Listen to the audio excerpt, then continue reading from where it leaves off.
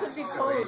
He'll think you just eat a picture. That's fine. Boo. Okay. Nah. Who's putting up a peace sign? Peace sign. Weird. I'm the last one there. God, you gotta give the Asian girl one. Okay, we're gonna begin. Go, Jackie. Go, Jackie. Alright. We had a 6-year-old male. He has no significant medical history. He presented to Stony Brook Dental Clinic for an initial exam. He's never been to a dentist before and does not complain of any pain or discomfort. And this is his x-ray. So we circled the areas that we thought were carious. And that was on tooth number 8 on the distal. We found an E2. Tooth number I on the mesial, we found a D1. Tooth number I on the distal, a D3.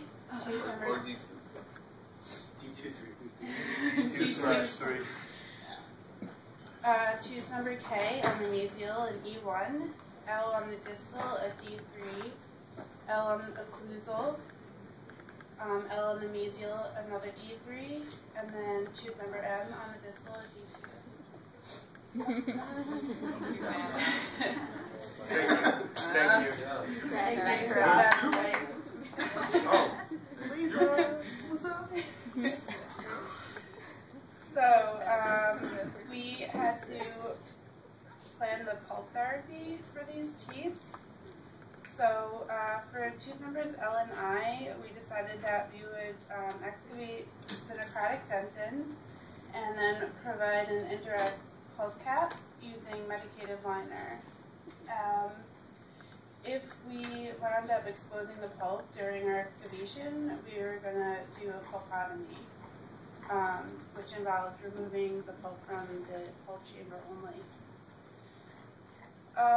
We decided that for tooth number M, we would use a class 2 restoration, and that for the other carious lesions that they could be restored with fluoride treatment.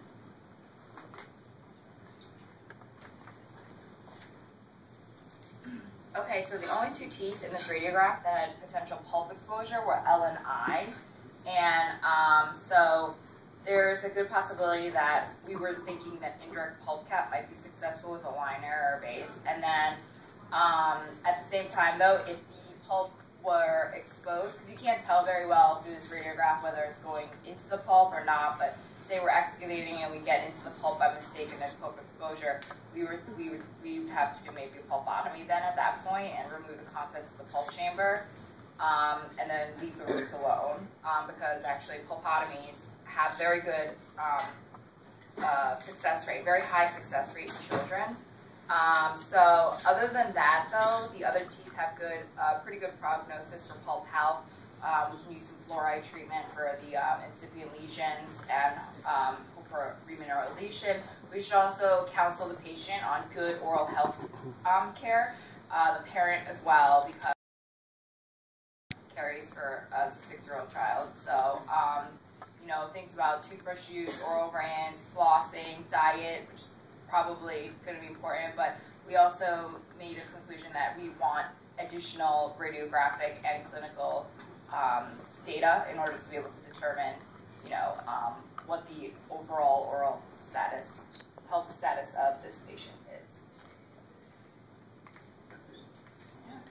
Yeah.